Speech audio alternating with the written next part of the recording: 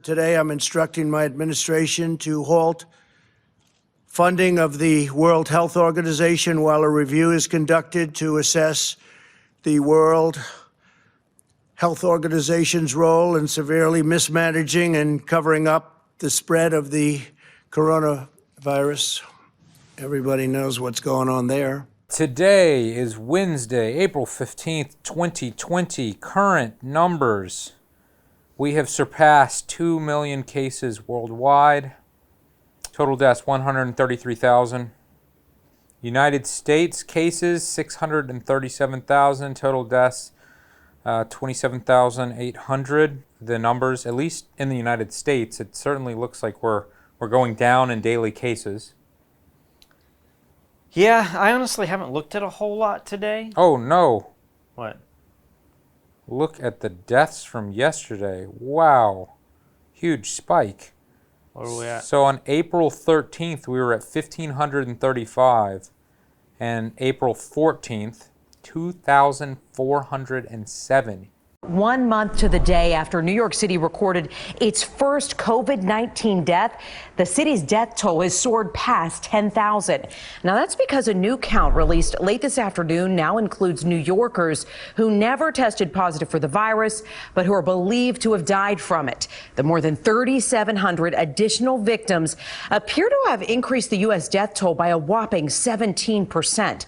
And it could still rise because the 8,100 New Yorkers whose death certificates didn't mention the virus still haven't been counted, Stefan. Yesterday, I took the blood test, and I was hoping that I would have antibodies in my system so that I would know that I already lived through this, Yeah. It was really bad. I was really sick, but I did it, and now I don't have to worry about it anymore. Yep. We don't know if that's 100% true or whatever, but I tested negative. But it's funny because I've been getting a lot of nice messages from friends and YouTubers and stuff, and they're like, Lee, don't worry, man. A lot of these tests aren't accurate. There's a good chance that you did have it. That test that you have is particularly cheap. Like, this is the other test that you need to do. So people are still rooting for me that I had COVID-19 a few months ago. Well, that's an interesting point because the big takeaway from yesterday seems to be how reliable are these tests. Now, these tests have been run by a doctor who has COVID patients, and he confirmed that they were showing up positive on the tests. Right. But what I don't know is, does that mean all of the tests should be accurate because they're all made in the same way and they're showing positive results? Or can a percentage of the tests within the same batch not be accurate? But we a did lot of too. people are saying, where are these tests made? They're made in China. And right now, the conversation on the internet, not just with us, but with everybody, is how accurate are these at-home, antibody tests? Yeah. I'm seeing these news stories pop up everywhere, and I think we're ahead of the curve. We're getting these tests before the general public is getting them, but many hospitals are getting them. And so I've just noticed all of these stories coming out. And the other big question that kind of goes against your whole idea of, I hope I'm positive, is that it still feels like worldwide, not just in America, but worldwide, places that have had this disease for months now, nobody is 100% positive if you're actually immune from getting the disease again. Well, I think at the very least you would be potentially immune for a short while. I don't think you get the flu and have it all in your system and your body fights it off, and then the next day you get it all over again. No, but there's still an idea of how many different strains are they, and I don't know how to express it enough. There's obviously little mutations within the coronavirus that we can use those mutations to figure out where the virus came into certain populations. We can see, the West Coast has a different strain than the East Coast, but in terms of immunity, they're all the same, right? But we're hearing stories, we've been hearing these for weeks, that frontline workers, especially in China and other countries that were hit harder, have been getting sick a second time. Now, does that mean that the antibodies are not protecting them from the same thing again? Or if there is something much bigger with a completely different strain, or a strain that's got antigens just different enough to where you're being infected by a different disease or a different virus? That's the big question. And I feel like if you want to talk about the different stages that we will be going through until we're all out of the woods.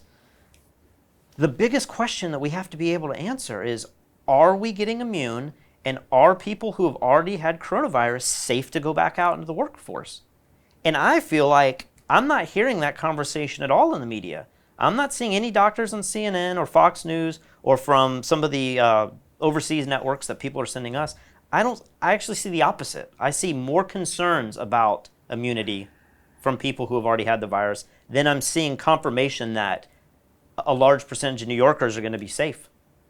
You've already had it, you can go back out and you're good to go. I'm not hearing that very positively from the medical community. Yeah, I mean, certainly nobody's 100% sure, and there are certain cases of people who had it before and got over it, and they seem to have it again now. Or how long until you're not contagious. Like, if you were at high risk, say you're older, and you knew that you worked with somebody who was sick a month or two ago, would you feel confident at this moment being in the office with somebody who definitely was positive for coronavirus, but, that was 30 days ago, that was 45 days ago, 60 days ago? I mean, you should feel comfortable if they've taken a test and tested negative for it. But, yeah, I think the news and maybe the reality of things has freaked people out so much that, yeah, maybe there are going to be buildings that it says, like, no person working here ever had this virus, or people who have ever tested positive are not welcome here. Maybe that is our future. Well, it's going back to the big news story of, I think over the weekend, we didn't talk about this yesterday, but Apple and Microsoft now are coming together to try to make some sort of identification tracking system. Isn't it Apple and Google? Apple and Google, you're Okay. right. I don't want to be spreading that fake news. Yeah. Apple and Google, my bad. A major announcement from Apple and Google today. They are teaming up to create voluntary coronavirus tracing and tracking software for iPhones and Androids to tell people if they've been near an infected person. You essentially get an alert. It's a type of contact tracing, which experts say is key to stopping the spread. The companies say privacy safeguards will be built in. The ACLU said today it should only be used for public health purposes during the pandemic. Fueling all of the ideas and fears that people have that contact tracing is one of the top ways with testing that we can control this virus, but it also opens a door to so many other things. I haven't read too much into this, but I think the idea of this app is that it is going to be voluntary. The government will not be able to track you. No one will be able to track you. But it's basically just some system that's going to track your phone, and then if you got near somebody who then tests positive for it. But come on, man, you're saying nobody will track us? That's the software theory. in the back end is tracking you to be able to give you those warnings. Right, but if it's just like numbers, if you're some 15-digit number, they don't know who you are. I agree, it's a little creepy. I'm skeptical it's of a little that creepy. because... But the thing is that, and this is everyone's argument. And Equifax said I was just a number 2, Yeah, but I feel like they can already track you, and Google Maps is already tracking you. That's how they get the traffic data. That's a good counterpoint, is this thing already is the number 1 tracking device in the world. Yeah. Speaking of which, did you see Apple released a new phone today? I did, and I don't know if we told this story, but like a few weeks ago, maybe it was a month ago, 2 months ago at this point, we visited the other side of the island. Katie had some old iPhone, I don't remember what number it was, and she was like snorkeling on a beach and looking for shells and stuff, and then we left that beach and drove for hours away. And she's like, I don't have my phone. And I get on the Find My Friends app or whatever, and her phone's not there. And I'm like, man. Somebody stole it. Somebody stole that phone and cut it off so that you can't track it. Yep.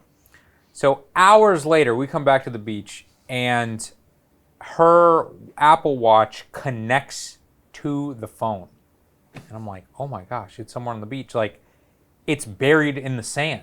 Like, that's what happened. So we're digging around and everything, and then she ends up asking this one family at the beach, like, hey, have you guys found a phone? And they're like, oh my gosh, We just went snorkeling we found this phone in the ocean. Yeah. And I'm pretty sure it was cracked. Maybe it was cracked ahead of time, like it was already cracked. This phone somehow was kind of working, but the screen wasn't turning on. So we're like, all right, the phone's dead. We come back. I don't know if she like puts it in rice or something. The phone completely comes back to life. There's no water inside the screen. It is working at 100%. And it was in the ocean for something like 6 hours. The reason you couldn't do Find My Friends was because the water was blocking the signal. But then somebody scooped it up off the bottom of the ocean, and then now her watch was able to connect. Yeah, and it had a crack, so I thought, it's got to be compromised. Yep. It survived. The very next day, she dropped it off the golf cart, and we ran over it, and it destroyed the phone. So she was like, I got to go buy another phone. And I was like, don't buy another phone yet. Apple's about to release their new cheap phone. She likes the cheap, small iPhones. So you knew about this. Yeah.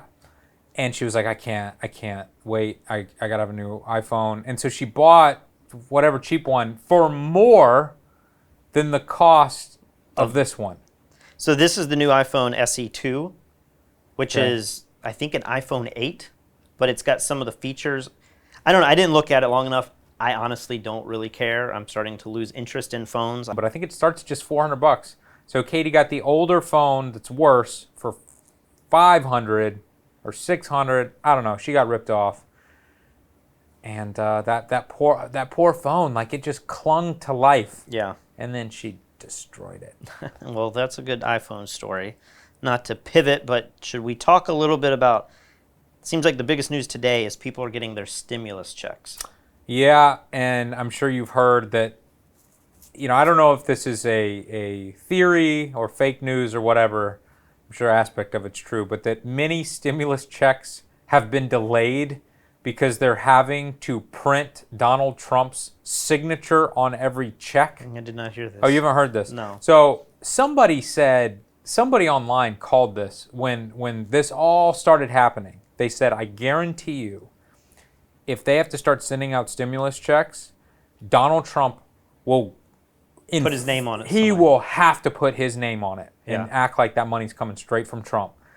And that's what's happening. And so now there are news articles saying that checks could be delayed because they're having to add the signature to every single check.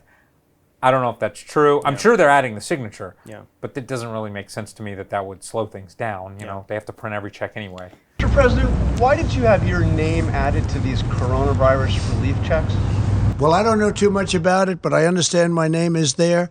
I don't know where they're going, how they're going. I do understand it's not delaying anything, and I'm satisfied with that. I don't imagine it's a big deal. I'm sure people will be very happy to get a big, fat, beautiful check, and my name is on it. Yeah, go ahead, please. Mr. President, Go ahead, please. Presidents never Please. did this. Why are Please, go ahead. I don't know if what I'm about to say is completely fair, but I've been a big advocate. I've said it on this channel that I just think big government is always less efficient. My dad was in the military. I had to deal with military hospitals. They misdiagnosed my Crohn's disease condition for years. I almost died. I had to go to a private hospital. I don't trust the government. I don't think they ever do things efficiently. A few news stories I've seen is a man accidentally got an $8 million stimulus check. I have not heard that. So yeah, I'll send you the articles and you put that in there. Somebody gets $8 million. All right. And once I withdraw $200 out of my account, I looked at the available balance of that was still left in my account, and apparently my account had $8.2 million in it. And I'm like, what in the world is going on here? It kind of sucks. You go from being a millionaire on paper 1 second, and then you're back to being broke again, hey. But I guess, once you're poor, you ain't got nowhere else to go up. I'm also hearing from some of my friends in my investing group. I think it's happened to 2 people now. For sure 1, but I've seen multiple stories where their parent died last year, and because the spouse is still alive, they've gotten $1,200 for the dead relative. That makes sense because the dead relative had done Still has a tax tax return. Yeah. And so I don't know. Some of them are arguing this is why voting by mail is such a bad idea, because there's always this idea that dead people show up and vote for elections. And they're like, if my dad is getting a $1,200 check, he's probably going to vote next year too, or this year. So I don't know. I'm just seeing all these stories about stimulus checks. I know here in my house, our house, Kristen closed her Bank of America account when she moved down here. So she's been freaking out thinking, I'm supposed to get a refund and the stimulus check, but the banking account that the IRS has on file isn't open anymore. So she just found out that they sent the check to Bank of America, and I guess Bank of America declined the check because it can't go into the bank account.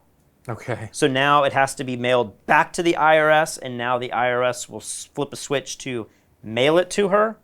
But I'm like, oh, everyone's just saying go online and you can put the new bank account in. I've been hearing this for like last week.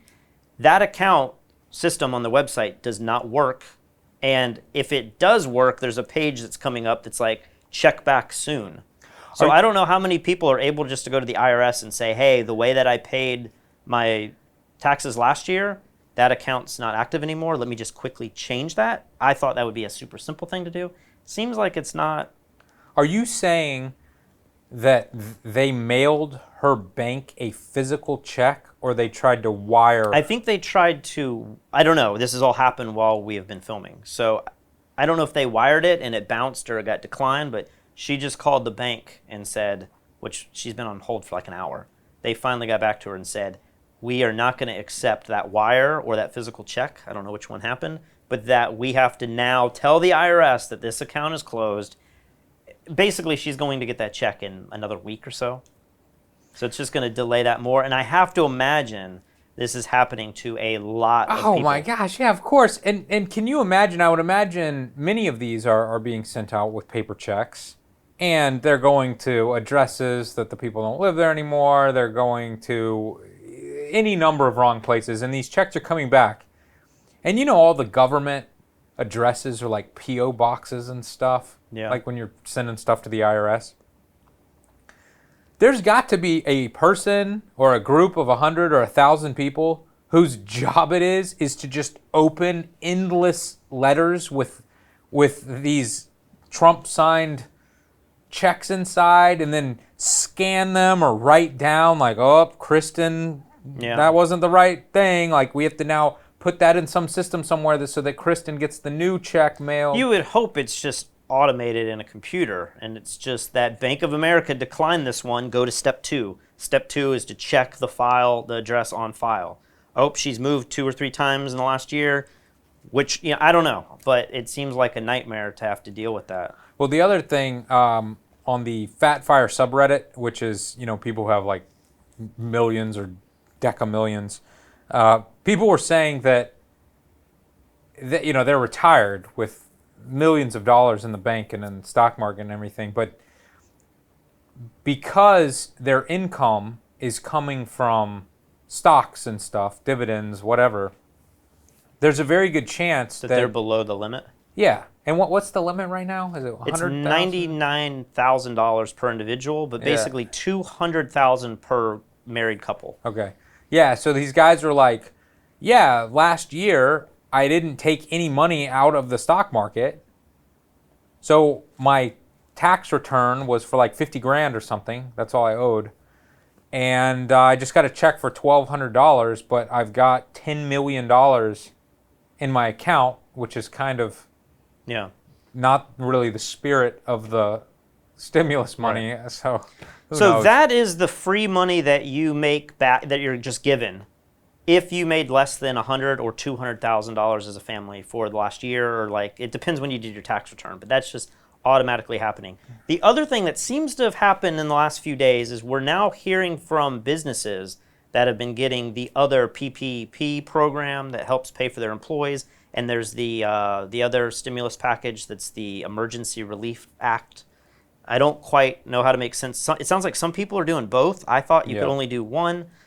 We have some people that we're hearing that have actually gotten that money. I just got a text from my mom, and you always have to verify what my mom says, but she is saying that that they just got word back from their SBA program that they needed a different number. I don't know if it was like an EIN number or social security number on the application, and because they put the wrong one, maybe they put the business where it should have been the CEO's number. it's like the whole process is starting again, and their bank is saying tonight all the loans are running out of money, that like there's not enough money now to go forward. I'm going to have to check that, but she's concerned because at this very moment they're not firing their employees, and they are going to She runs a dental office. She runs a dental practice. Maybe they have 10 employees. They are telling them not to go on unemployment. They're going to get the loan, and then through the loan they're going to be able to pay all their staff.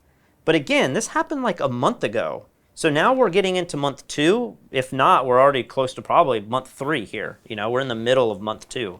And she still hasn't gotten her money. She was one of the first people to apply for it. I mean, they were applying for it last weekend, like 10 days ago.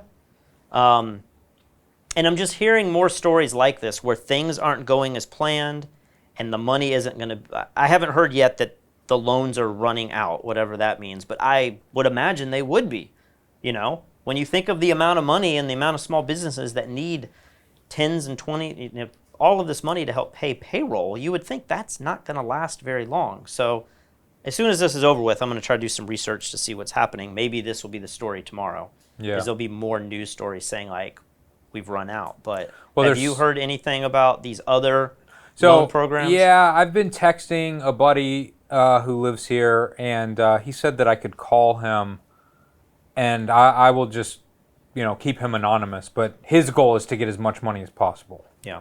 And some of it's forgiven, but then some of it is just because the interest rate is so incredibly low. Yeah, so I think he wants the 2.5 times to pay for his employees and stuff, but then he wants the biggest loan possible because it's just cheap money. It's like less than a 4% interest rate. I don't know the details, so I'm going to try to talk to him and just kind of figure out those details and relay that to you guys tomorrow. Speaking of money, and this is something we think is going to happen, but this is kind of another news story here from Business Insider. The Democrats in the House of Representatives right now, there's like 12 people trying to pass a bill that is it's proposing to give every person in America $2,000. The condition of this article, it seems to say that this will be no less than 6 months from now. So 6 months, everyone will get $2,000. 6 months from now. Yeah. No less, this stimulus needs to happen for no less than 6 months. Oh. So basically for like So it could begin soon. And begin go soon, for if it was 6 passed. months. Let's say Okay. it's passed in a month or two. It would cover the rest of this year. And that it would not end until unemployment drops back down to pre-coronavirus outbreak, which was like historic lows. Yeah, that may never happen in the history of America. And That's there's insane. There's debate in this little group that I'm in if you have to be unemployed or if it's written in a way where it's like all Americans are able to get this. But then a lot of people in my investing group are employers, you know, small businesses, and they're saying you must make less than $130,000 a year or less. So that's a higher number than what the $1,200 free money that we just talked about would be.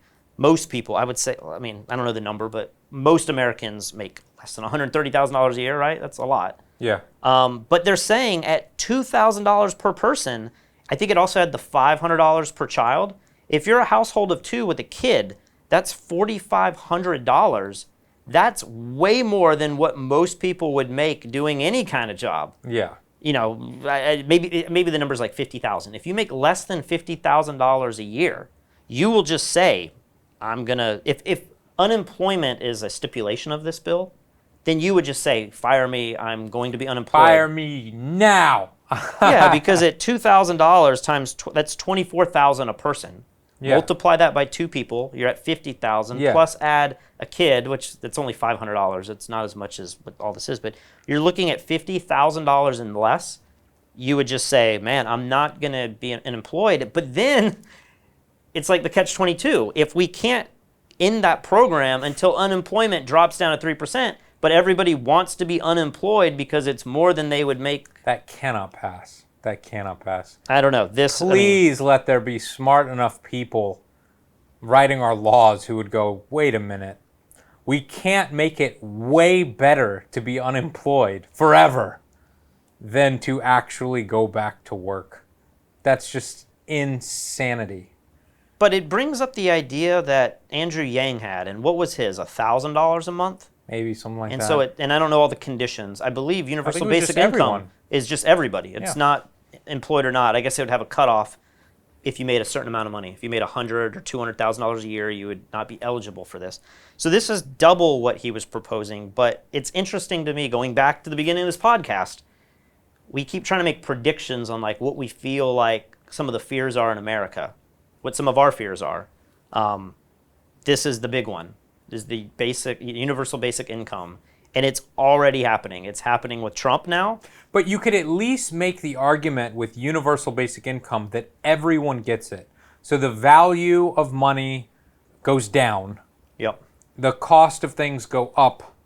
And so, hopefully things don't go up totally proportionally, or else it's pointless. Yeah, but it's pointless maybe like super poor people, they're a little better off. That's the idea. They have enough just to like survive. Yeah, but rich people still get the $1,000 under Andrew Yang's thing. But under this, Oh, he didn't have a cutoff. no, everybody got it. So Okay. you could make the argument that like it's fair because everybody's getting it, even though it's the people paying the taxes that are putting it in. Right. But anyway, this $130,000 per person. I mean, that's the majority of people. Yeah. I mean, there's But- like a lot of doctors are making less than $130,000. Maybe so. But I would say many business owners are making more than $130,000. So it's like the people who own the businesses are going to need to hire employees. But then the employees are going to go, listen, man, I can make 50 grand by just sitting at home. So you got to pay me way more than 50 grand. Like, I don't want 55 grand. I don't want 60 grand because I have to work. I may want $100 grand. Yeah, I'm not going to. I want the regular wage that I should be getting if I'm working. Yeah. Plus, Or I'll work for you, but it's going to be cash under the table and I'm not going to pay taxes on it, so I keep getting this free 50 grand a year. yeah. So, I don't know what happens in those scenarios. I mean, if you have to pay cash, then you're not getting a deduction, which means your income is getting greater because you're not reducing your income with deductions, Yeah. payroll and stuff. Yeah. But then also like all the FICA taxes and Social Security taxes, those aren't being paid into the system. I don't know. Like I don't know enough about the whole grand scheme to be able to pick it apart, but it definitely feels like a bad idea. Yeah. But this is one, and bills are, to be fair, bills are always proposed in the House and Senate, and nothing ever comes of them. So maybe this is just one of those fearful stories that like check out what's happening with these 12, senators or whatever it is. All right, I think we've talked enough. Let's head over to Peter Hurley here. Peter is a good friend of ours. He's a headshot photographer in New York, and he's got a pretty wild story about the coronavirus. He was right in the heart of all of this. Peter, why don't you quickly explain what happened to you? Well, I was here minding my own business in the U.S., but I had a world championship down in Australia that was happening, and I had set up a couple workshops down there as well. So my wife's like, you're not going. I was like, I bought a new boat. The boat's waiting for me. I got a couple of regattas. I got a couple of workshops. Everybody was signed up, ready to go. I'm going. I left on March 10th, and I get down there, and all of a sudden, I think it was the 11th, 12th, by March 12th or 13th, I guess this was starting to kick off. And it was the first thing that I remember hearing was that Trump was shutting down the flights coming in from Europe. So I was like, whoa, what's going on? And then subsequently, I remember Tom Hanks got diagnosed, and he was in Australia. So Yeah. Australia started to go crazy, and they canceled my world championship. So 2 or 3 days into it, like it was starting to get real serious in the U.S. My wife was freaking out, and I thought that they were going to shut down the flights coming from Australia potentially, and I wouldn't get back in the country. So I got my flight. I jumped on a plane. The flight from Melbourne to San Francisco was packed. I mean, there wasn't one seat. Everybody was trying to get back, and it was right when they were testing people coming off airplanes. So the waits in the airports were like hours long, and I had to catch a connecting flight from San Francisco to Newark. And I was like, I'm never going to catch this flight, and I don't know what this airport's going to be like. So I got on the plane. I wore a mask the whole time. The woman next to me was coughing like throughout the flight, and I was like freaking out. And she was in this middle, I was in the window and she was right next to me. But then I got back and I'm like, my mother-in-law lives with me and she's 76. And I was like, I don't know if this woman who was coughing the whole time, I don't know if I have it. I was sick. So I was like, I'm going to go to my studio, which is 2 blocks from my apartment. And I came into the studio and I lived here for 16 days. So now I called you a few times during this period and I said, why don't you just go get tested? Because whether you have it or not, you will have to get tested eventually and test negative to be safe enough to go back and live with your mother-in-law. But you refused. Right. You kept just being like, I don't know where it is. I don't want to do it. So why? Why would you do this? Well, I was just thinking I've got to go 14 days anyway. Hold on, that's not true. If you got tested and you were negative, you wouldn't have had to go 14 days. Oh, I guess you're right. Maybe I wasn't thinking about that. This is the conversation we had already 2 weeks ago. I know, but I was sick anyway. Regardless of whether it was corona or not, I wasn't going to go back into my apartment sick with my mother-in-law in the state that she's in. She's just not. So you had like a cold or a flu already from Australia? Yeah, I had something. Yeah, it wasn't great. It was bad. And I never get headaches.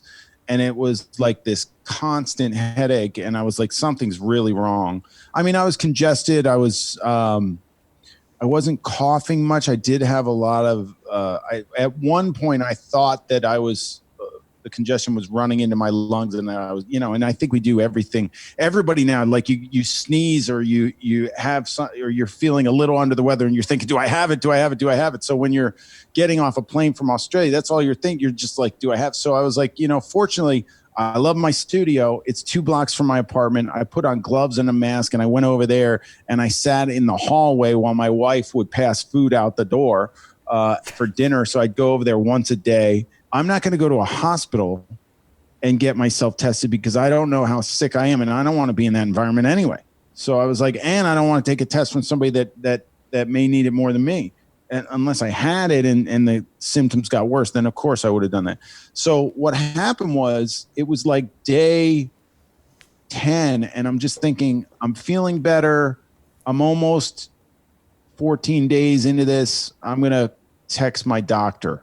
And I have a good relationship with my doctor. He's really cool. And I have a cell phone. So I was like, I'll text him. I said, hey, blah, blah, blah, blah, blah, blah. This is what's going down. He goes, come in tomorrow. I was like, what? He goes, come in after 9 a.m. tomorrow. So I go to see him. I knock on the door. I go at 9. I'm like, I'm going at 9 a.m. At 9 a.m., I knock on his door where I always go, and it's always packed. Nobody's in there except for him. He's like, good. I'm glad I got the tests. Let's do this. So I put on my Instagram of him sticking the thing up my nose. All right, guys, I'm here. This is Jose. He's got me covered. Or should I say Dr. Cortez? That's fine. Either one. He's fine. Well, are we doing it now? Yeah. Oh, my God. All right. We're good. Is this? Yeah, we're good. All right. I'm sorry, and that's it. Oh, my God. This is what I can't tell you. It's been, sometimes I get them back in 2 days, and sometimes it takes 10. I was like, great. So I think this was day 12, actually. So I knew I had 2 more days before I wanted to go home anyway. I was like, I'm just going to wait till I get it back. If it takes 10 days, it's not going to be thrilling, but whatever. So anyway, he goes through Quest Diagnostics and I have an account with them. And at 9:45 one night, I didn't see my email. It came in. I would have gone home right away. It came in negative. But I woke up the next morning and saw it and was like, awesome. And I just ran home. It was like such a relief. How is it dealing with simple things like going to the grocery is a big anxiety for everyone, no matter where you live. Are you comfortable now going to the grocery store? What are they doing in New York to make things as safe as possible? Well, if you watch my Instagram stories, I do a daily video of the people waiting in line at the Whole Foods across the street. So there is social distancing at the Italy, which is this big Italian superstore like thing, Mary Batali thing in the Flatiron District. They have you Purell your hands upon entry. So, and there's a line and there's social distancing and they only allow 50 people in the whole place at once.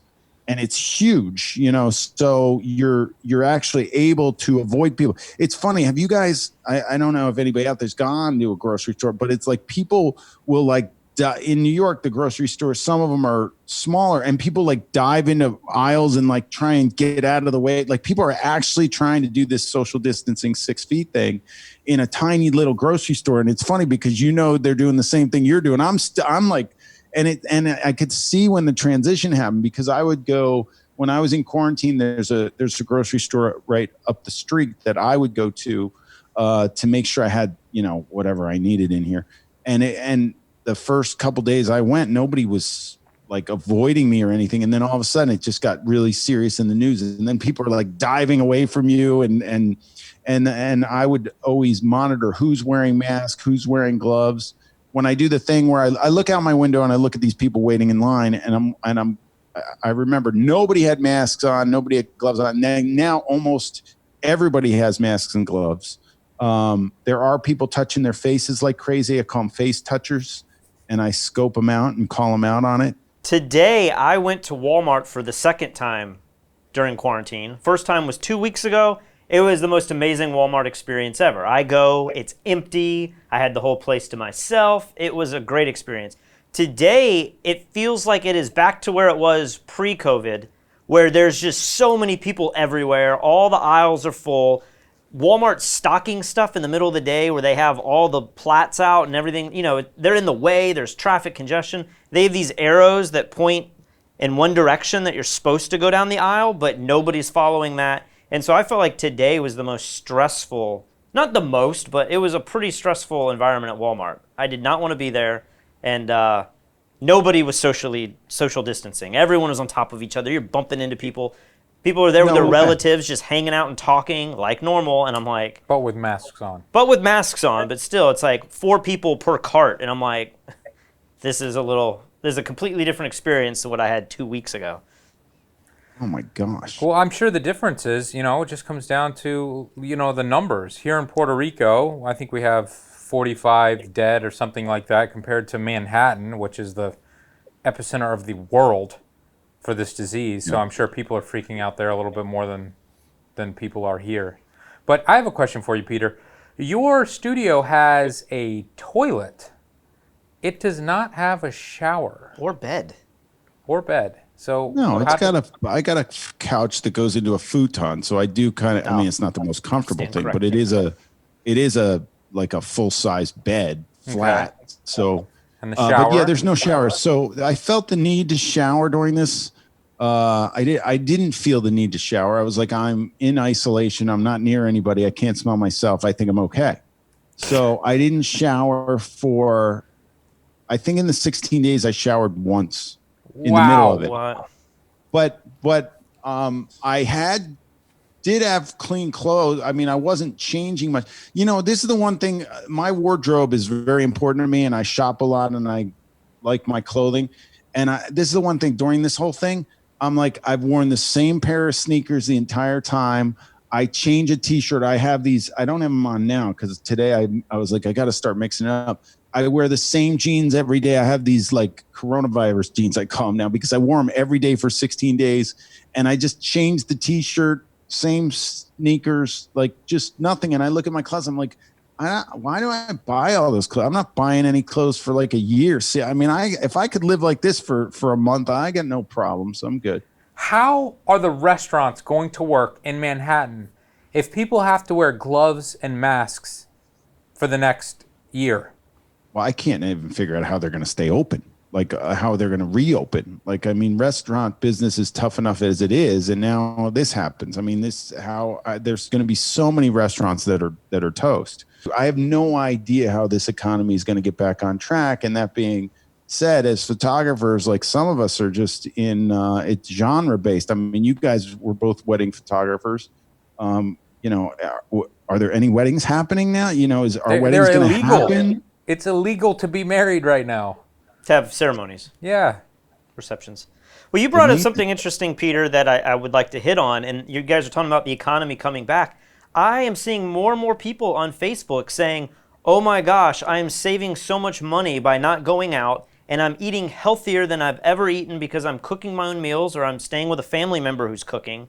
And I think a lot of Americans are going to leave this, maybe people worldwide, are going to leave this saying, man, I've been so reckless with my money and I've been eating horrible stuff. Like maybe they're going to leave quarantine saying, I feel better than I ever have felt physically from the food that I've eaten. And maybe restaurants are just going to struggle, not because they're having to stay closed or do self-quarantining and social distancing, but because people are just going to be like, yeah, I don't need to spend $100 on alcohol every week, and I don't need to eat fast food when I'm used to making my own meals and meal prepping at home. That's going to be a big part of it too. I think so much of our spending is habit-based. And when we have had a month or two to not, like you said, you used to love all the new clothes and the new shoes and everything, and now you're like, I don't care about that at all anymore. No. And I used to love to go out to eat, and I would like to go out to eat, but I don't want to go to a restaurant if I have to wear a mask and like lift my mask in between each bite and then put it back down. I'm just gonna eat at home if that's my only option, you know? Yeah, I have a whole nother thing going on. My wife has decided to dig into masterclass and like Gordon Ramsay and like these cooking things, and now she's cooking like gourmet food. So I'm like, we're not going out. This is fantastic. We live across the street from the Whole Foods. She goes down to Italy. She gets like the most amazing, freshest thing. And then she whips it up by actually, because she sat there during this and studied it and was like, and it's telling me these recipes that I have to eat now. So I have actually gained a ton of weight. I've gained 15 pounds since I got back. Good God. So yeah, I know. It's well, crazy. I mean, I'm kind of there with you. I don't know that I've gained that much weight, but I think I'm gaining weight and losing muscle at a very equivalent number because I am eating more junk food than ever. I'm just sitting around bored, and I am also not doing anything athletic. You know, I used to be kiteboarding, jiu-jitsu, tennis, and now it's nothing. So that can't be good. Yeah, I got my trainer he's doing FaceTime workouts with me and the family and so usually during the week I work out with my trainer. I go to his place and we set it up so we do it before our session. So my assistant comes with me and my wife. So it's usually me, my wife, my assistant, and maybe a friend, and he works out 4 people at once. So this happened and he's like, I'm doing FaceTime workouts. Why don't we set them up? And I was like, so now my assistant's on FaceTime with me. We come into the studio. We have a big setup out there with all the stuff. And it was pretty much the same as if he's in the room. He's still yelling at me just the same and telling me what to do. Well, that's good. And it's cool. I mean, if you can do it as a family, that's awesome. And I think it's great to be able to keep paying people for services if you can. So you've figured out a way to do that. When do you feel like you're going to get back to normal in New York? I mean, when do you have any prospect on when you're going to have headshot clients? That's a pretty one-on-one personal social distancing job. But do you feel like you're going to feel comfortable having anyone in your studio anytime soon? Not at the moment. I mean, I had a friend who booked a job today for the next couple of days, and I was like freaking out because I'm here and I'm like, I couldn't imagine shooting right now in this scenario in New York, the way things are going down. But he's not in New York and he's in the middle of the country, and he's just like, I got a job. I'm psyched. I'm going to shoot it the next couple of days. And I was like, on text, I was like, what? This makes no sense to me. How the heck is he working? Like, isn't the country going through this thing? Are people not taking this seriously? I started to be like, what? Because they're not in New York. Like, they don't think that it's real or it's not going to affect them. Like, I just thought the whole country was in the same page on this, or I knew some people, you know, obviously weren't, and it's taken a while to get it took a while to get my kids to stay home when this thing first started. I was like, you're not going out. I have to go out, Dad. No, you're not going. I'm in Australia trying to convince my kids not to go out and if you can go sailing, Dad, then I can go party. Yeah, exactly. So, you know, I thought the country got it, how, you know, people are losing their lives in large numbers. And I thought that but you know, obviously some people feel safe. Hopefully they're taking precautions. You know, the fact that they're going to open up the country in different segments for different people is just like, why does that person get to take pictures and I can't? You know, it's like, well, I mean, in New York. Do you not think that intellectually that's a good idea, or just from you're just jealous that other places have it a little easier? I mean, the certain states might have like one death in the entire state. You know what I mean? And so it seems like they should be able to open up early. Yeah, they shouldn't be put what we were being put through. I guess that makes sense. Yeah, I mean, I haven't thought about it till that text came in from my friend. And I was like, why do I feel this way? You know, I think we all want to get back to work. I think it's been, it's now April 15th. It's tax day, and our taxes got pushed back 90 days. Look at that. I think we all want to get back to work, and I'll be jealous if other people can work and I have to sit here for an extra month just because I'm in this city. That's it's an interesting concept right there. Peter, I have one final question for you. What are you looking forward to when this is all over? Oh, getting people in front of my camera. Really? That's more than sailing, more than traveling, more than getting out of Manhattan? It's just shooting again? That's the first thing on my mind is, the first thing. I travel all the time. I actually find it interesting that my kids are 17. If this had happened, if they were 18, they'd be seniors. I guess they'd still be at home. But if they were had gone off to college and I was stuck in quarantine or whatever, I'm spending time with my kids I'm always running around. I'm always traveling. I'm always in the studio. They're off going to school. So we're like, barely see each other and stuff like that. If you ask my daughter, she's like, Dad, you're never home. So now I'm like with them and hanging with them. Like I never played I can't remember. I never played Monopoly with them. We played Monopoly like 2 nights in a row. I was like, I'm actually enjoying my kids. My kids are cool. I like it. So I don't mind the not traveling for now. And I didn't sail since September because I hurt my wrist. So, if the summer comes in and everything's open up, I'm looking forward to sailing again. But it's really the pictures. I get rusty. I know when I don't shoot, if I'm on a vacation or something for 2 weeks, I get rusty with my headshot work. So I haven't shot a headshot since it's been over a month. I mean, I left March 10th. I probably shot that week before I left. So it's been, 6 weeks or something since I took a headshot, and I get rusty after about a week and a half. So yeah, I'm chomping at the bit to get somebody back in front of my camera. The real question is have you and your family sat down and watched all of Tiger King? Tiger King, yes. I have. I don't know if my wife has, and I don't think the kids have, but I watched the whole thing right off the bat. I actually watched it while in quarantine. Did you enjoy it? Are you a fan? I binge watched it. Like I was jet lagged and had nothing to do and was a little sick and tired and didn't want to work and just watched that thing as fast as I could. So you went like 7 hours straight watching that show. Yeah, we did. Well, every week I'm giving people something to do, so that they had to take a Tiger King a selfie. It had to feature something from Tiger. So the winner was Guillaume in France. He did a Tiger King selfie. That was last week's winner. Anyway. Well, here's the challenge I propose to you and your whole crew. Someone has to get some portraits, some real headshots of the cast of Tiger King. Oh, that's a good idea. Maybe not all of them, but like you should put a bounty on there and be like, you get $100 or $1,000 if you can get any one of the cast members in your studio and get a headshot. That would be amazing. That would be interesting. All right. I guess Oklahoma would win, but there's people all over the. Yeah, I've got that. They could go over there. I got Ryan and Pam are in Oklahoma.